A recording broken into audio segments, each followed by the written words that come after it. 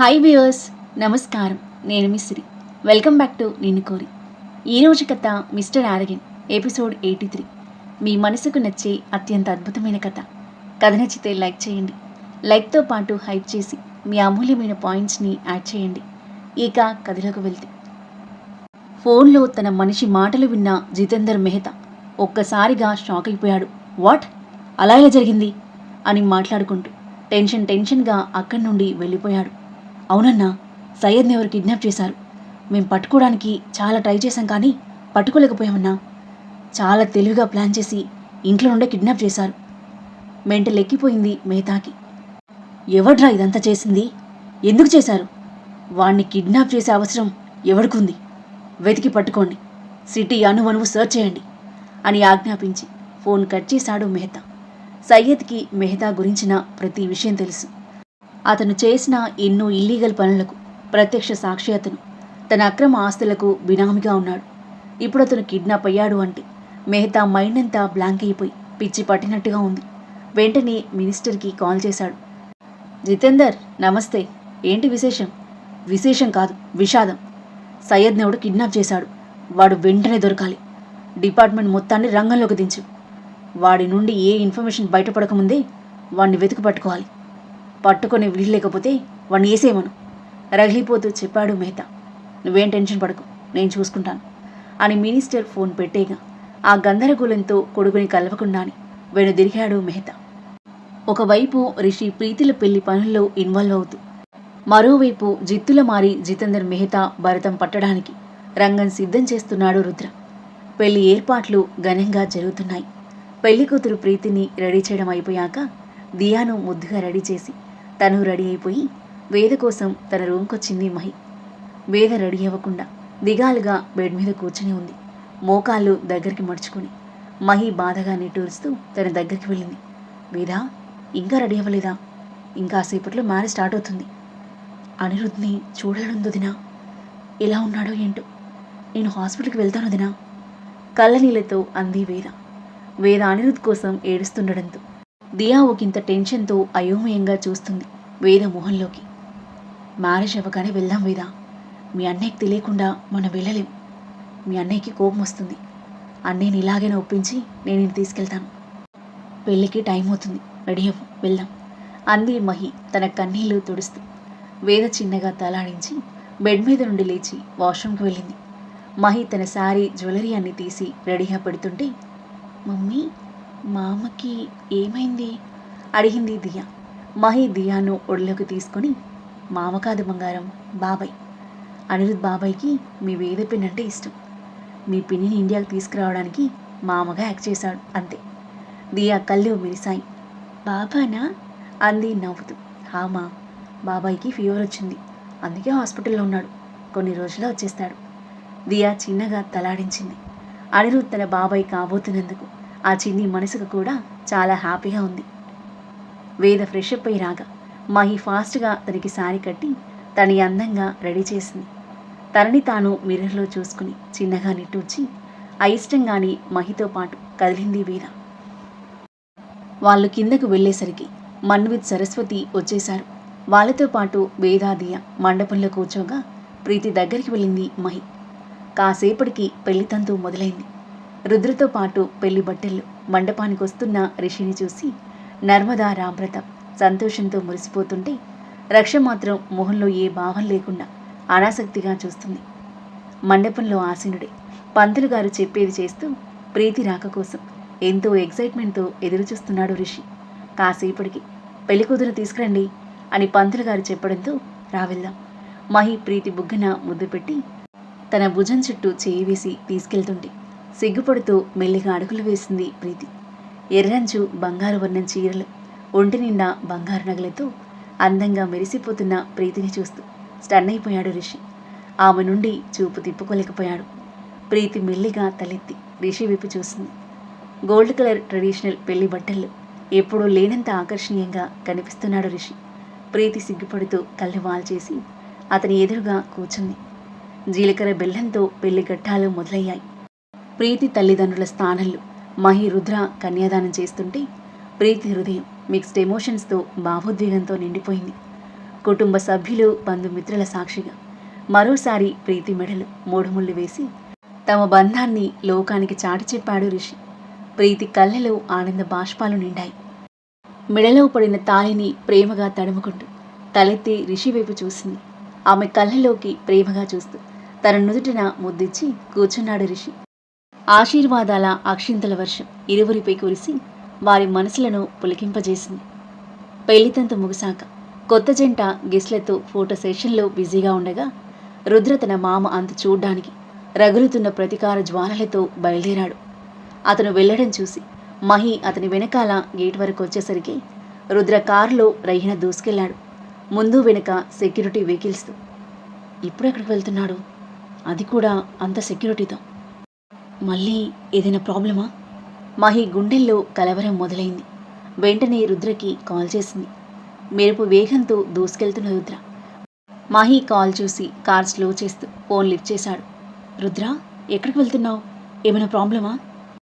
ఆందోళన ధ్వనించింది ఆమె స్వరంలో. హాస్పిటల్కి వెళ్తున్నా అనిరుద్ కోసం. 1 అవర్లో వచ్చేస్తాను అని అబద్ధం చెప్పేశాడు రుద్ర. ఓకే రుద్ర, జాగ్రత్త అని చెప్పి ఫోన్ పెట్టేసింది మహి. వేద గురించి చెప్పాలి అనుకుంది, కానీ ఫోన్లో రుద్రను కన్విన్స్ చేయడం కష్టమని సైలెంట్గా ఉంది. మెహతా తన ఇంట్లో 2 చేతులతో తలపట్టుకుని కూర్చున్నాడు.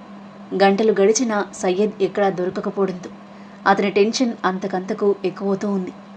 తన లెఫ్ట్ హ్యాండ్ భద్రం నుండి ఫోన్ రావడంతో టక్కున లిఫ్ట్ చేశాడు. చెప్పరా, వాడెక్కడున్నాడో తెలిసిందా? ఆత్రంగా అడిగాడు. లేదన్నా, ఘోరం జరిగిపోయింది. మీ ఆస్తులు బిజినెస్లు అన్నింటినీ సీజ్ చేస్తున్నారన్నా. మీరున్న ఇంటికి కూడా వస్తూ ఉంటారు. ఆ మాటలు విని మెహతా గుండెల్లో పిడుగు పడినట్టయింది. షాక్తో కళ్ళు పెద్దవయ్యాయి. ఏం మాట్లాడుతున్నావురా? సీజ్ ఏంటి? అవునన్నా, టోటల్ పోలీస్ డిపార్ట్మెంట్ లాయర్లందరూ కలిసి మన మీద దండయాత్ర చేస్తున్నట్టుందన్నా. అన్ని ప్లేసెస్లో ఒకేసారి సీజ్ చేస్తున్నారు. నువ్వక్కడి నుండి వెంటనే పారిపోన్నా, లేదంటే జైల్లో వేస్తారు. తన మనిషి మాట్లాడుతూ ఉండగానే పిచ్చి పట్టిన వాడిలా తన ఫోన్ తీసి నేలకేసి గట్టిగా కొట్టాడు మెహతా. రేయ్, ఎవడ్రా నువ్వు? 20 ఏళ్ళు కష్టపడి నిర్మించుకున్న సామ్రాజ్యాన్ని క్షణాలను నీలమట్టం చేశావు. ఎవడ్రా నువ్వు? మెహతా ఆగ్రహంగా అరుస్తుండగాని రుద్ర కార్లు ఒకదాని వెనకాల ఒకటి లోపలికి దూసుకొచ్చాయి. ఏం జరుగుతుందో అర్థం కాక తెల్లబోయి చూస్తూ సోఫాల నుండి లేచిన మెహతా బాడీగార్డ్స్ మధ్యలో నుండి పవర్ఫుల్ ఎంట్రీ ఇస్తున్న రుద్ర 6 అడుగుల కటౌట్ చూసి షాక్ అయిపోయాడు. రుద్ర ఎంట్రీ ఇవ్వడంతో తన ఆస్తుల సీజ్ వెనకాల రుద్ర హస్తం ఉందా అని షాక్తో కళ్ళు తేలేసి చూస్తున్నాడు మెహతా. రుద్ర అగ్ని గోళాల్లా మండుతున్న కళ్ళతో మెహతాను భస్మం చేసేలా చూస్తూ అతని దగ్గరికి అడుగులు వేసి ఎదురుగా నిలబడ్డాడు. మెహతా ఆగ్రహంతో రగిలిపోతూ సూటిగా చూస్తున్నాడు. Mister Mehta, Jitender Mehta, my devil మామ. ఏంటి, షాక్ అయ్యావా? నేనొస్తానని కలలో కూడా ఊహించలేదు కదా అని అంటూ మరో అడుగు ముందుకు వేసి మెహతా కళ్ళలోకి ఉరిమి చూస్తూ, నీ అనుమానం నిజమే. నీ ఆస్తులని సీజ్ చేయించింది నేనే. నీ కలల సామ్రాజ్యాన్ని పేకమెడల కూల్చేసింది నేనే. రుద్ర పళ్ళు నూరుతూ అంటుంటే దిమ్మ తిరిగిపోయి మైండ్ బ్లాంక్ అయింది మెహతాకి. నువ్వు నా మేనత్త భర్త అని నిన్ననే తెలిసింది. అందుకే మీట్ అవ్వడానికి వచ్చా. మన ఫస్ట్ మీటింగ్ నార్మల్గా ఉంటే ఎలా? నీ గుండెల్లో చిరస్మరణీయంగా గుర్తుండేలా ప్లాన్ చేశాం. రే రుద్ర!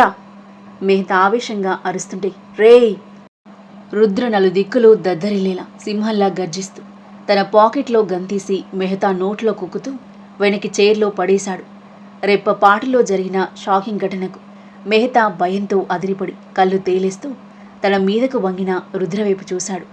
ఎర్రబడిన కళ్ళు, అదురుతున్న ముక్కు పుటాలు, బిగుసుకున్న దవడలతో ఆవేశాలతో రగిలిపోతున్న రుద్ర ఆకలితో ఉన్న సింహంలా తన ప్రాణాలను హరించే యముడిలా కనిపించాడు.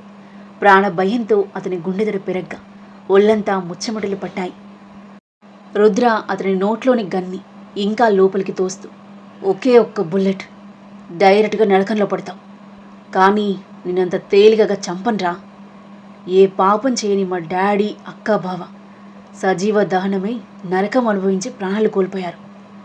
ఫ్యామిలీ అందరినీ కోల్పోయి నేను చిన్న వయసులో కన్నవాళ్ళని కోల్పోయి ఆ లోకం తెలియని పసిపాప ఎంతో నరకయాతన అనుభవించాం. అంతటితో ఆగకుండా మమ్మల్ని అందరినీ అంతం చేయాలని చూసావు.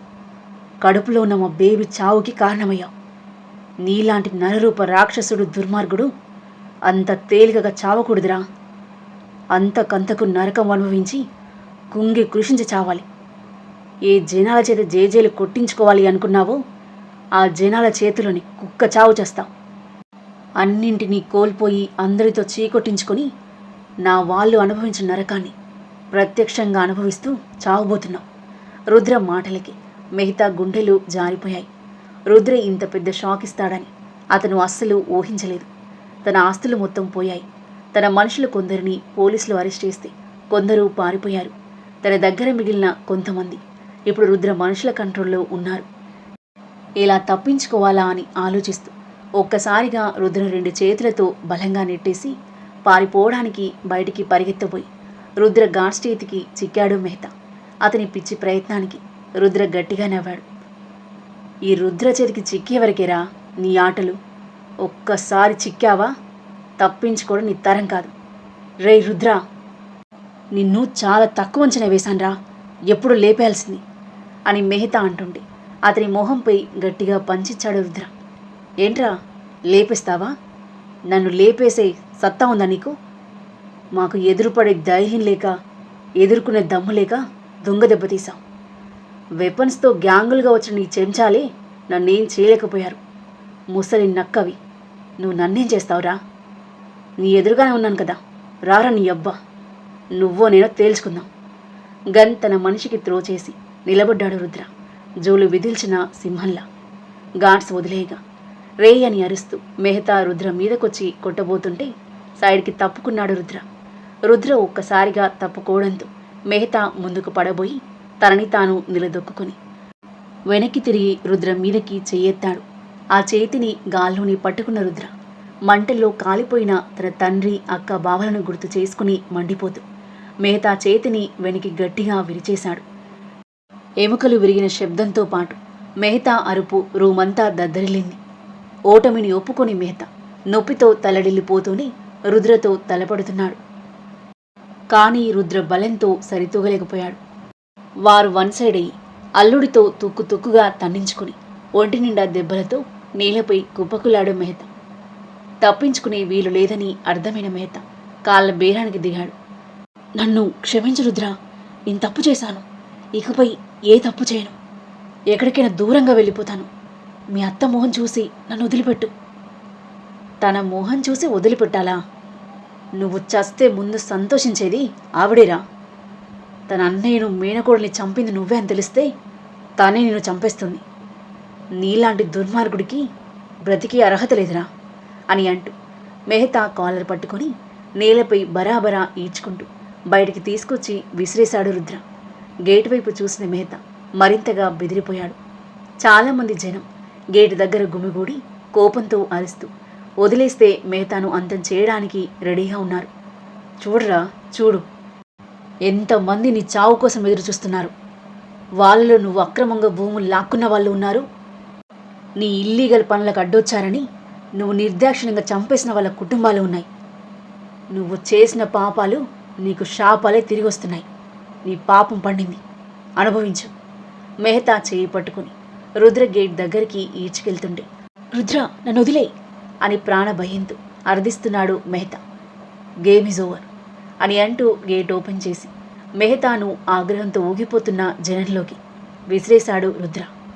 అందరూ మెహతాను చుట్టుముట్టేసి రోడ్డు మీద ఈడ్చుకుంటూ కొడుతూ ఉన్నారు. రోడ్డు మీద వెహికల్స్లో వెళ్లే వాళ్ళంతా ఆగి చూస్తున్నారు. రుద్ర ప్లాన్ ప్రకారం అప్పటికే రెడీగా ఉన్న మీడియా ఆ దృశ్యాలను లైవ్ టెలికాస్ట్ చేస్తున్నాయి. రాజకీయంగా ఎదిగి ఏ జనాల చేతైతే జై కుట్టించుకోవాలి అనుకున్నాడు, ఆ జనాల చేతని రోడ్డుపై కుక్కచావు చావబోతున్న తన దుస్థితికి అప్పటికే సగం చచ్చిన మెహతా జనాల దాడిలో నిమిషాల్లోనే దారుణంగా ప్రాణాలు కోల్పోయి నేలకొరిగాడు. బాస్, వాడు చచ్చాడు. గాడ్ ఫోన్ చేసి చెప్పడంతో రుద్ర పైకి చూస్తూ, డాడీ, అక్క, బాబా, మీ చావుకు కారణమైన వాడు కుక్క చావు చచ్చాడు. Rest in peace. కళ్ళు మూసుకుని తన వాళ్ళను గుర్తు చేసుకుని ఎమోషనల్ అవుతూ భారంగా ఊపిరి తీసుకుని వదిలాడు. లెట్స్ గో అని అంటూ రుద్ర కార్ స్టార్ట్ చేసుకుని వెళ్తుంటే అతని ఫాలో అయ్యారు గార్డ్స్. మెహతా మరణ వార్త న్యూస్ ఛానల్స్ అన్నింటిలో బ్రేకింగ్ న్యూస్గా చక్కర్లు కొడుతుంది. అతను అక్రమంగా సంపాదించిన ఆస్తులు కోర్టు ద్వారా ఎవరివి వారికి అందజేస్తామని, చనిపోయిన వారి కుటుంబాలకు అతని ఆస్తుల నుండి పరిహారం అందజేస్తామని, మెహతా అక్రమాల్లో పాలు పంచుకున్న సయ్యద్ను అతని మనుషులను అరెస్ట్ చేశామని పోలీస్ డిపార్ట్మెంట్ మీడియా ముఖంగా అందరికీ తెలియజేశారు. సయ్యద్ను సీక్రెట్ ఆపరేషన్తో తన మనుషుల చేత కిడ్నాప్ చేయించిన రుద్ర అతని నుండి మెహతాకు సంబంధించిన అక్రమాల గురించి మొత్తం కోపిలాగి ఎవిడెన్స్గా వీడియో రికార్డింగ్ చేయించాడు. ఆ తర్వాత మెహతా ద్వారా మోసపోయిన నష్టపోయిన అందరినీ గ్యాదర్ చేసి జితేందర్ మెహతా జీవితానికి ముగింపు పలికాడు రుద్ర. రాక్షస సంహారం చేసి డైరెక్ట్గా ఇంటికి వెళ్ళిన రుద్ర గార్డెన్లోని బకెట్లో నీళ్లు తలపై గుమ్మరించుకున్నాడు. మెహతా చావుతో అతని ప్రతీకార జ్వాల పూర్తిగా చల్లారలేదు. దానికి కారణం తన ఫ్యామిలీ వాళ్ళ మరణం వెనుక మరో వ్యక్తి హస్తం కూడా ఉంది. ఆ వ్యక్తి ఎవరో కాదు, తన కుటుంబానికి చాలా దగ్గరి వ్యక్తే కావడంతో రుద్ర గుండె బగ్గున మండిపోతుంది. పిడికిలి బిగించి ఆవేశాన్ని కంట్రోల్ చేసుకుని ఇంట్లోకి వెళ్ళాడు. ఫాస్ట్గా బాచేసి డ్రెస్అప్ అయ్యి రిషి ఇంటికి బయలుదేరాడు. తన ఫ్యామిలీ వాళ్ళ చావు వెనకాల ఉన్న మరో వ్యక్తి ఎవరు? ఆ వ్యక్తిని రుద్ర ఏం చేయబోతున్నాడు? మెహతా చనిపోయిన విషయం తెలిసి భవానీ ఎలా రియాక్ట్ అవుతుంది? రిషి ప్రీతిలా కొత్త ప్రయాణం ఎలా సాగబోతుంది? వేద అనిరుద్ధుల పెళ్లికి రుద్ర ఒప్పుకుంటాడా? ఈ ముగ్గురి జంటల మధ్య ఎలాంటి సన్నివేశాలు చోటు చేసుకోబోతున్నాయి? ఈ కథ ఎలాంటి మలుపు తీసుకోబోతుంది? అద్భుతమైన కథనంతో, మీ ఊహకందని మలుపులతో, మనసును హత్తుకుని సన్నివేశాలతో ఎంతో ఆసక్తిగా సాగి ఈ కథ యొక్క నెక్స్ట్ ఎపిసోడ్ కోసం మన నెక్స్ట్ వీడియో చూడండి. కథ నచ్చితే లైక్ చేయండి. ఈ కథ మీకు ఎలా అనిపించిందో మీ అభిప్రాయాన్ని తప్పకుండా కామెంట్ చేయండి. ఇంకా ఇలాంటి ఇంట్రెస్టింగ్ స్టోరీస్ కోసం మన ఛానల్ని సబ్స్క్రైబ్ చేయండి. Thank you for listening.